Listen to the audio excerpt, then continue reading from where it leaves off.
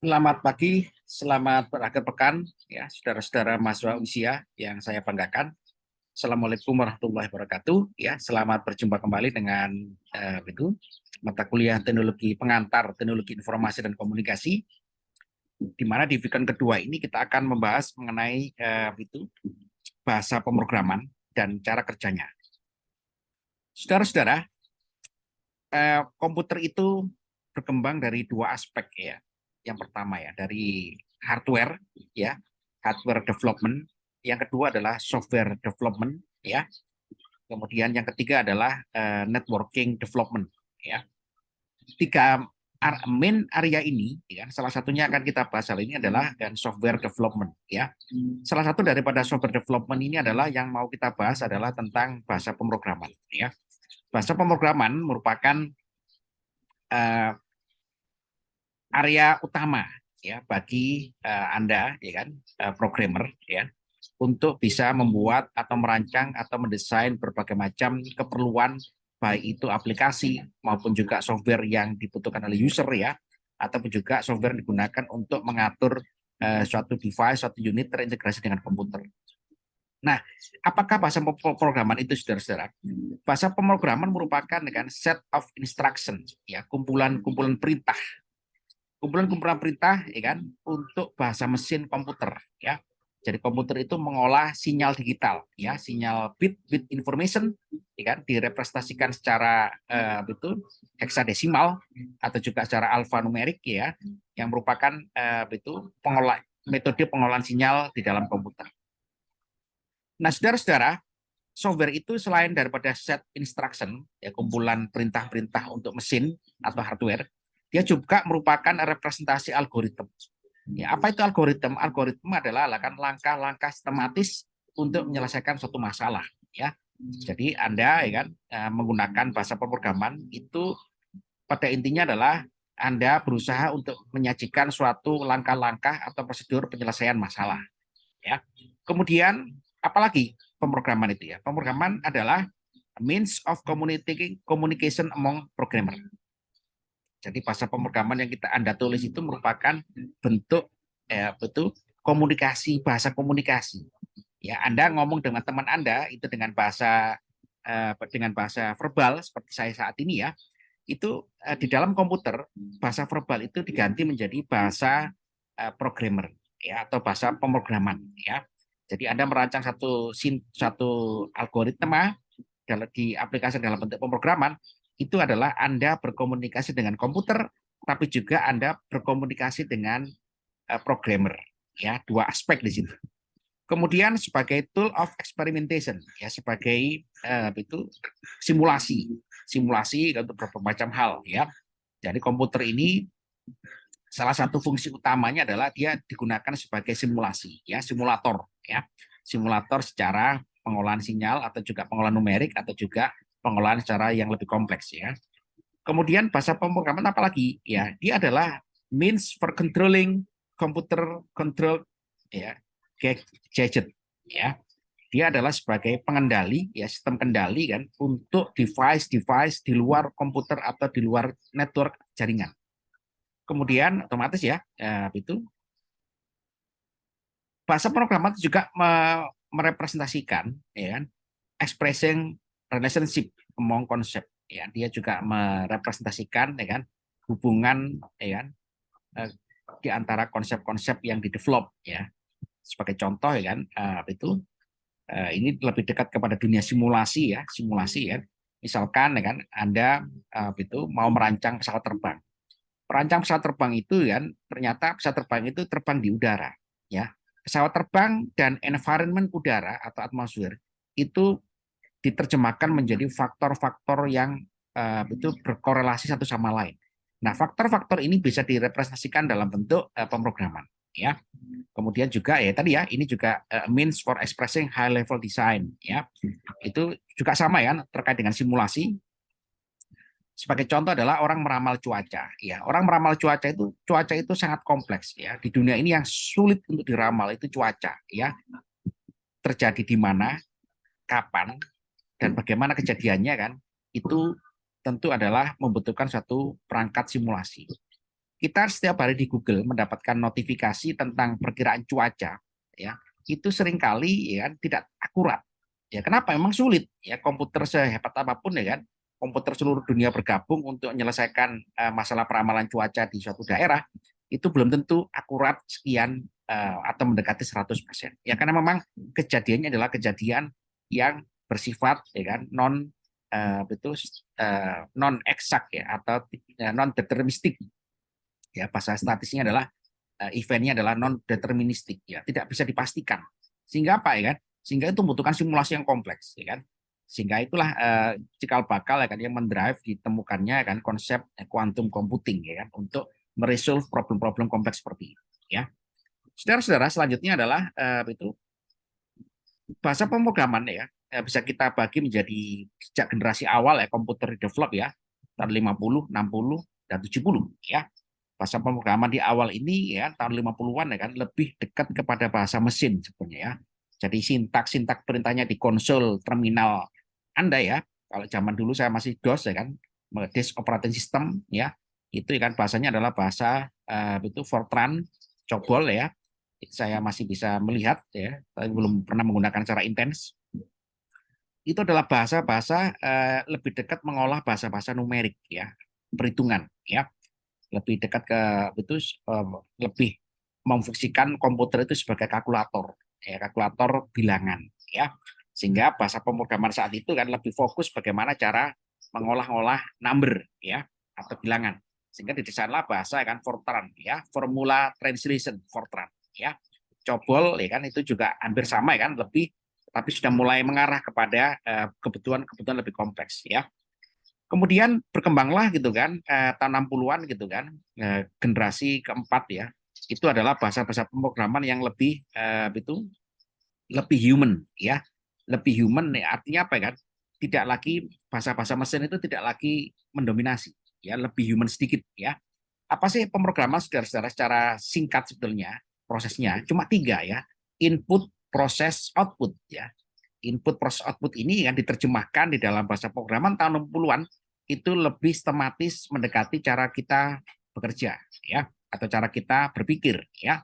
Input ambil data, proses mengolah data ya, output ya bisa menampilkan data, menyimpan data kan, seperti itu ya. Input proses output ini menggunakan bahasa-bahasa pemrograman yang lebih humani ya, lebih lebih mendekati bahasa-bahasa manusia ya. Ambilkan data, hitungkan data, kurangi data, bagi data, perkalian data ya, itu lebih lebih humanistik ya, sehingga uh, algoritma ya itu lebih mudah untuk dipahami. Tapi pada tahun 60-an ini saudara-saudara, bahasa pemrograman itu berlembar-lembar karena fungsi-fungsi yang didesain ya kan itu ya, untuk menyesuaikan dengan kemampuan hardware saat itu nggak gampang ya. Sebagai contoh gitu kan, programmer NASA ya itu untuk mendesain suatu pemrograman untuk meluncurkan roket ke angkasa ya kan, itu hampir sekian ribu lembar ya, sekian ribu lembar ya kan, itu algoritma atau software ya untuk merancang peluncuran roket ke ruang angkasa tahun 60-an. Anda bisa bayangkan tuh ya, kalau itu diresume menjadi suatu bahasa pemrograman zaman sekarang kan, pada itu nggak sampai satu lembar ya. Tapi kalau zaman dulu ya, bahasa pemrograman itu ya karena bahasanya lebih bahasa mesin ya, kemudian juga lebih itu lebih belum tersistematis hingga saat ini ya, seperti input proses output ya, ya akhirnya bahasa pemrograman saat itu kan itu hanya untuk meluncurkan roketnya NASA ke angkasa kan, itu butuh ribuan lembar ya. Nah, kemudian berkembang bahasa mesin ya atau bahasa ini ya, bahasa sinyal fisik ya kan, itu dikurangi ya, dibuat fungsi-fungsinya ya, sehingga hardware juga sama. Hardware itu lebih dibuat betul lebih dibuat eh, lebih simpel ya sejak ditemukannya IC ya, integrated circuit ya kan, semakin berkembang semakin bagus ya, kemampuan mengolah sinyal digital juga semakin bagus ya, sehingga fungsi-fungsi bentuk pemrograman ya, fungsi seperti fungsi seperti Anda kenal dalam bahasa bahasa C ya, fungsi yang paling basic ya include ya, baru baru kemudian si bawain sintaknya apa ya, itu lebih mudah diterjemahkan karena gerbang-gerbang logika di dalam itu IC itu sudah kompatibel ya dengan bahasa-bahasa itu manusia yang kita gunakan ya, input, proses dan output tadi itu ya. Sehingga tahun 70-an berkembanglah yang namanya itu bahasa pemrograman ya kan, Pascal ya, C ya, kemudian Algol 68 ya kan. Ini cikal bakal daripada murni ya kan pemrograman yang hampir mendekati bahasa manusia ya. Ya, jadi bahasa manusia seperti apa? Seperti kita ini kan, ada sampah di depan kita. Ya, kita mau minta tolong orang untuk mengambilkan sampah, ya. Tolong ambilkan. Pada ini kan caranya tolong, ya. Kemudian perintahnya adalah ambilkan. Nah, itu kalau zaman pertama kali generasi komputer itu di bahasa pemrograman itu dibuat ya kan, itu tidak langsung ambilkan seperti itu. Itu bahasanya lebih bahasa mesin ya.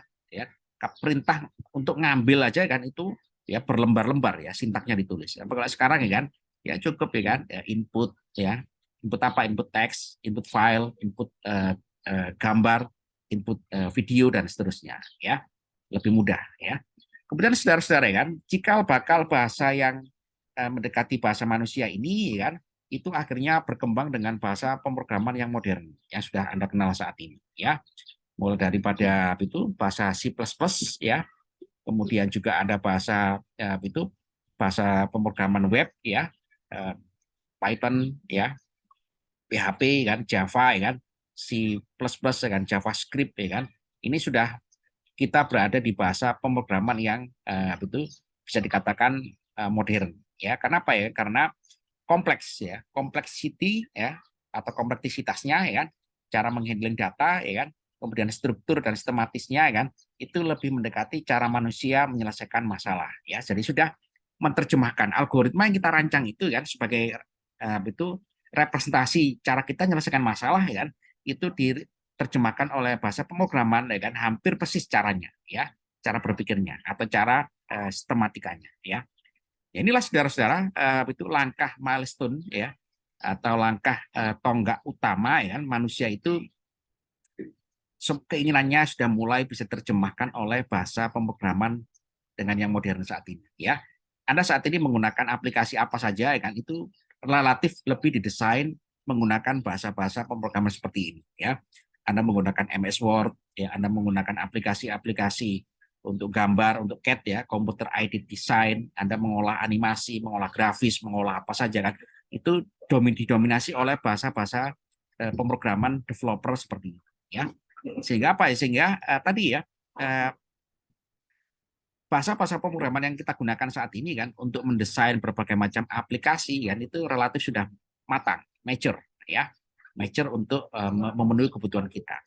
Tapi ada ya kan di mana kasus-kasus ya kan yang itu belum bisa diselesaikan dengan bahasa pemrograman yang seperti ini ya, Python ya, PHP ya kan, C++ ya kan, itu belum bisa ya. Coba nanti kalau Anda tulis di LMS ya, apa kira-kira ya kan bahasa pemrograman yang belum bisa memenuhi kebutuhan manusia ya. Jadi Anda nanti jelaskan ya kan, berawal dari kasusnya dulu ya. Kasus apa ya di dunia ini yang belum bisa diselesaikan secara programming language ya.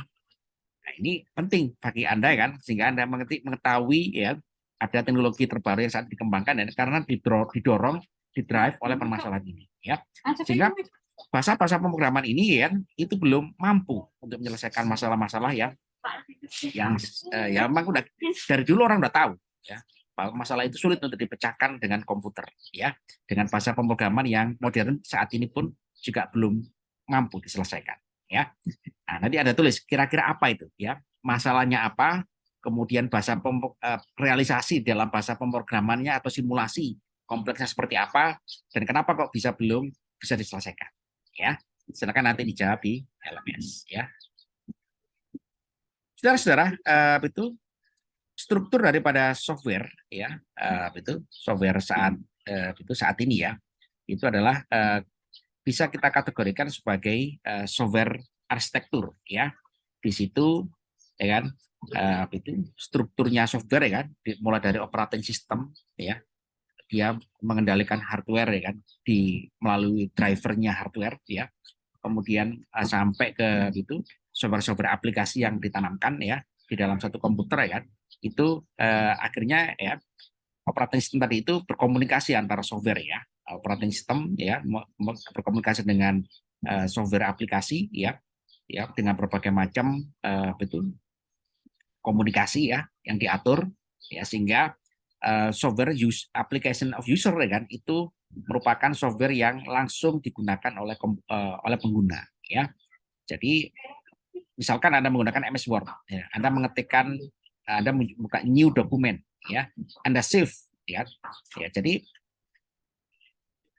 aplikasi software, ya kan, memerintahkan kepada operating system kan agar nge-save dokumen. Yang nge-save dokumen ini siapa yang menerima perintah? Operating system. Sehingga operating system gitu kan menghubungi driver software, softwarenya apa? Driver softwarenya itu bisa jadi memori ya, storage memori kan, untuk membuka allocation space agar nyimpen data yang diperintahkan dari MS Word atau user application. Nah, itu salah satu contoh cara kerja software saat ini ya. Jadi cara kerja daripada software saat ini, saudara-saudara, itu adalah komunikasi antar software ya.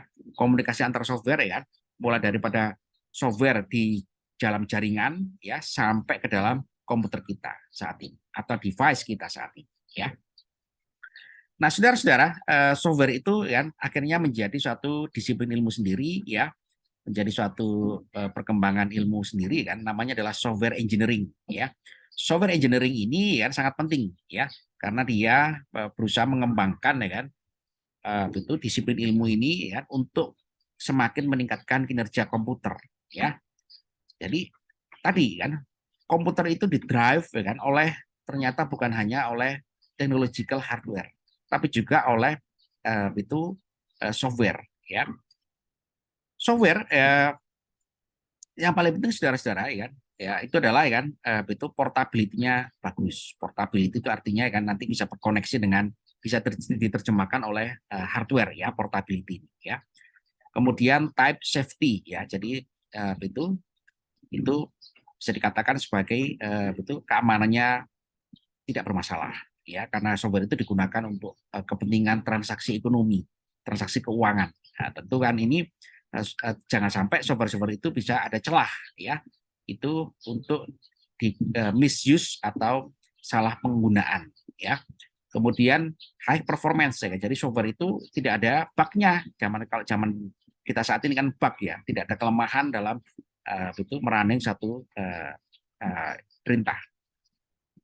Kemudian bisa di trace ya kan, bisa dianalisis kan jika ada suatu kesalahan-kesalahan ya. Kemudian akan akses to system resource is good ya. Jadi software itu tidak bisa di-develop sekali ya, dia harus berkembang, berevolusi, disempurnakan. Itulah ciri khas daripada ilmu software engineering ya. Tidak ada suatu software yang itu katakanlah statik, dia harus dikembangkan terus ya, dinamik terus. Itu namanya adalah akhirnya apa ya, akhirnya developer software itu mendevelop resource-nya ya, pendukung-pendukungnya ya. Operating system Anda gunakan saat ini Windows itu mulai daripada Windows generasi pertama tahun 95 ya sampai generasi sekarang ya Windows berapa ya, Windows 10 ya atau seterusnya ya, itu kan dia tidak pernah berhenti ya untuk menyempurnakan operating systemnya ya. Android juga sama, mulai dari Android KitKat ya, Android itu Android coklat, Android apalah ya, nama-nama Android ya yang sedang dengan huruf abjad itu kan, itu juga sama. Pada akhirnya adalah dia terus diimprove terus. Ya, itu adalah artinya apa? Resource-nya harus semakin bagus dan semakin banyak ya. Stability over a decade is good. Ya, jadi software itu saudara-saudara hampir bisa dipastikan ya, semua software itu tidak ada yang statik ya. Coba saya tanya kepada Anda kan, Anda menggunakan saat ini Windows 95 era saya dulu kan, era itu generation Intel Pentium ya, yang pertama ya kan, Intel Pentium generasi 1 kan, Windows 95 tentu tidak ya. Windows ini udah berkembang ya kan, udah nggak karu-karuan ya. Windows pun juga bermacam-macam kan, untuk Windows untuk server ada sendiri, Windows untuk user personal ada sendiri, Windows untuk mobile ada sendiri ya, Windows untuk perusahaan ada sendiri, Windows untuk government ada sendiri. Nah, seterusnya ya. Itu adalah satu contoh gitu kan. Software itu tidak boleh didesain statik ya. Dia harus didesain dynamic ya. Sehingga kita kan secara sederhana ngupdate Nah, mengupdate software itu salah satu contoh ya. Softwarenya diupdate terus, diupdate dengan apa yang kurang ya, ya di dalam apa itu package library-nya atau juga komponen-komponen yang utamanya ya. Software itu ya kan sebisa mungkin harus user friendly ya. Ya, user friendly kan, baik di level programmer sampai di level user yang nggak ngerti apa-apa tentang komputer itu harus semakin user friendly ya. Software itu idealnya ukurannya kecil ya, ini ini anu ya, itu debatable ya. Kalau ukurannya kecil tapi kalau mengabaikan keamanan ya sama saja ya. Ukurnya yang penting adalah tidak ya mengganggu resource hardware komputer ya, atau storage-nya kemampuan storage memori komputernya ya. Software itu harus punya berbagai macam kebutuhan ya, fasilitas ya untuk memenuhi kebutuhan penggunanya, yaitu otomatis ya. Nah, saudara-saudara, itu software ini ya kan lebih dekat kepada aplikasi sebenarnya ya. Lebih dekat saat ini itu orang itu lebih menggunakan aplikasi kan, karena software-software saat ini kan sudah memenuhi konsep dengan object oriented ya, bentuknya juga sudah multimedia ya, juga gampang digunakan ya. Sebagai contoh ya kan, Anda menggunakan Canva ya. Software-software sekarang ini lebih itu dijual secara network ya. Jadi Anda menggunakan MS Word ya. Zaman dulu kita ya beli CD-nya dulu, beli CD yang asli dari MS dari Windows ya. Di situ ada nomor serialnya, diinstal, kemudian di approve dulu, dimasukkan nomor serial number-nya ya. Nah, itu zaman dulu. Zaman sekarang, saudara, software ini dijual secara cloud ya. Jadi kita hanya berbayar ya, berbayar aksesnya ya. Nah, ini contoh ya kan. Kenapa ya? Karena zaman dulu saudara-saudara ya, pembajakan software itu sangat marak sekali. Pembajakan apa itu? Ya, program ya, program-program aplikasi terutama. Itu banyak sekali, terutama Windows ya. Aplikasi-aplikasi juga sama ya, dibajak di seluruh dunia. Sehingga apa ya? Wah, saya capek-capek membuat satu program ya kan, ternyata dibajak oleh orang. Saya nggak dapat keuntungan apa-apa. Akhirnya dikembangkan lah ya satu software ya kan, yang itu cara kerjanya adalah berdasarkan akses ya kan. Nah, itu yang kita gunakan saat ini ya. Anda menggunakan saat ini ya. Siapa yang menggunakan betul MS Word betul online. Nah, itu salah satu contoh ya. Salah satu contoh ya software yang penggunaannya adalah ya kan secara di dalam jaringan internet ya, atau dalam jaringan suatu cloud ya. Saya menggunakan MS Word Cloud ya kan, itu enak ya, hanya berlangganan aksesnya ya, sehingga saya tidak perlu menginstal di komputer atau di laptop ya. Ya saya cukup ya kan, sehingga laptop saya ini ya ini lebih itu menginstal software-software yang penting yang tidak ada di dalam cloud ya. Nah, itu salah satu contoh saudara-saudara, keunggulannya banyak sekali dari keamanan data ya, dari sisi efisiensi storage yang digunakan ya, dari sisi layanan ya, dan macam-macam ya. Jadi software-software yang sekarang ini ya, aplikasi terutama ya, lebih banyak ya kan menggunakan cara cloud ya, dijual secara cloud ya, karena menghindari tadi ya, menghindari itu pembajakan atau mall itu mall use ya, atau salah penggunaan seperti itu ya. Nah, saudara-saudara, itu dalam akhir mata kuliah kita ini ya, nanti kita lanjutkan insya Allah 2 minggu depan lagi ya. Ya, Anda ya kan saya tugasi ya tadi ya, di dalam penjelasan saya tadi ya, sebutkan atau jika contohkan, berikan contoh ya kan, proses-proses di dunia yang tidak bisa diselesaikan dengan software yang ada saat ini. Kenapa? Ya, kok belum bisa diselesaikan dengan bahasa-bahasa pemrograman yang ada saat ini?